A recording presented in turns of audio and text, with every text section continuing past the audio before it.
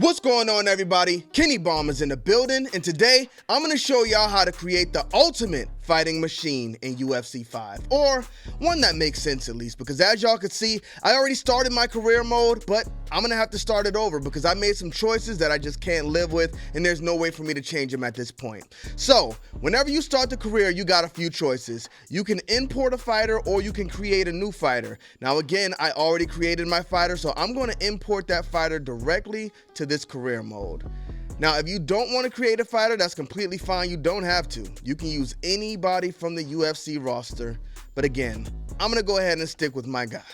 All right, so once you get into the create a fighter menu, the first option you have to choose from is fighter type. And this is probably going to be the most important thing when it comes to making your fighter a menace, because you don't want to make him too strong somewhere where he can't perform in other areas. So if you go with boxer and you're planning on getting there and standing up, just be prepared to run into a wrestler who's going to take you down. And if you're not practicing that ground game, then it's going to be big trouble. So where I went personally was with MMA, because with this, you can kind of mix up the skills as you learn them through the career mode, and you're not really going to be excellent anywhere, but you'll be good everywhere. So MMA is the best option if you ask me. But as long as you got that balance, you could pick any of the subcategories. Some of them focus on straights and hooks, some kicks and submissions. The last one is for boxing and grappling, but again, I went with Top Dog because this one is well-rounded across the board, and I feel like I can't get left behind in any area. Now, this next section, it might not be big to some people, but it's really big to me, and this is actually why I restarted the career mode.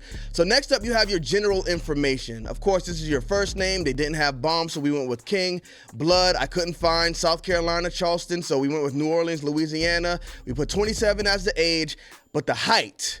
I went into the light heavyweight division weighing 200 pounds, but I put my height at 6'1" to begin with. So when I started the career mode, my fighter was a lot shorter than everybody else. And you might think, well, you could just go into creator fighter and adjust that. You cannot. Once you choose your height and your weight, you can change it for the fighter himself, but you can't go in there and change it in career mode. So I would say if you're going with light heavyweight or heavyweight, have your fighter at about 6'4". That way he's not so much smaller than the other guys, unless you prefer your fighter to be shorter. I mean, Daniel Cormier was going in there and he was dominating the bigger fighters, so sometimes the shorter guys do have that advantage. But personally, because I'm a bit taller, I want to see my fighters be in line with the other fighters in the division, and 6'1" just wasn't tall enough. So if you're going to a weight class under this, of course you want to adjust it accordingly. But it's very important to note, because once you set that height and you go into career mode, you cannot change it. And I just couldn't go through the full career with my guy being so much shorter than everybody else in the light heavyweight division. So make sure you get your height set correctly the first time.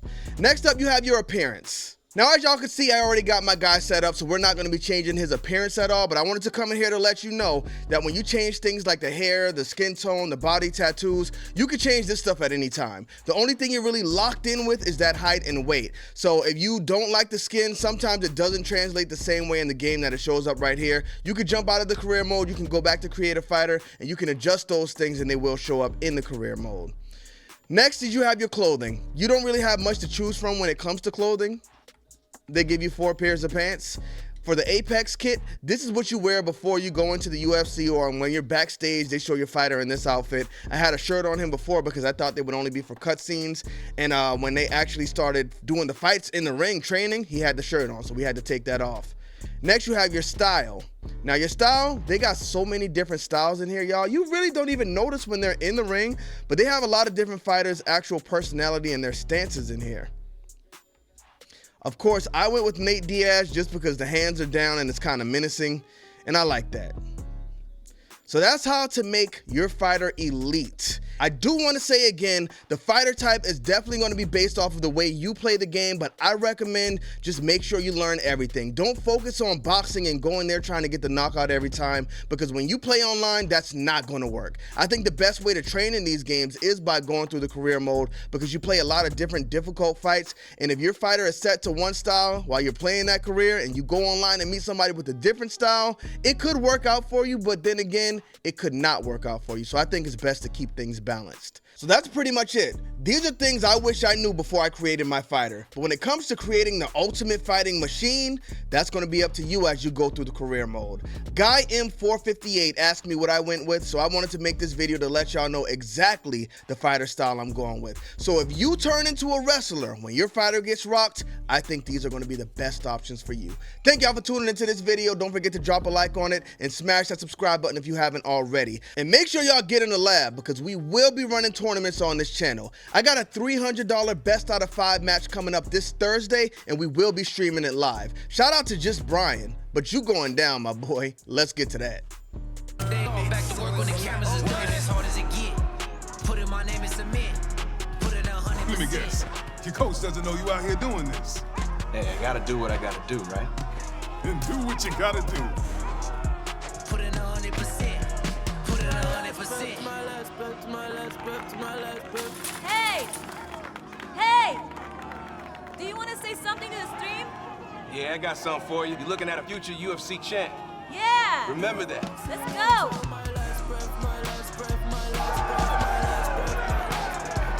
All right, everybody. The two fighters are ready to go here at the Backyard Battles. In this corner, they've been making a lot of noise around here. Give it up to the kid from Gamepass MMA. And standing on the other side of the cage, we got the Backyard Brawl. Y'all ready for some action? Let's make some fucking noise!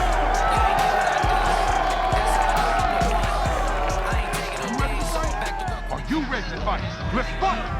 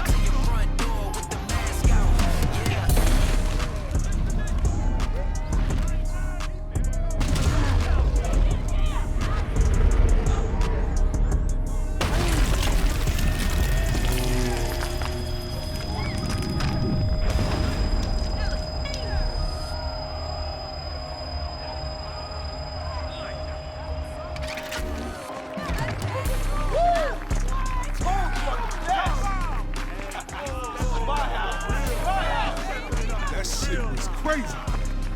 Your coach is right. You probably shouldn't be fighting here because these cats are not on your level. That KO is gonna blow up. Everybody was reporting that. Damn. Hope coach doesn't see that. He's definitely gonna see that.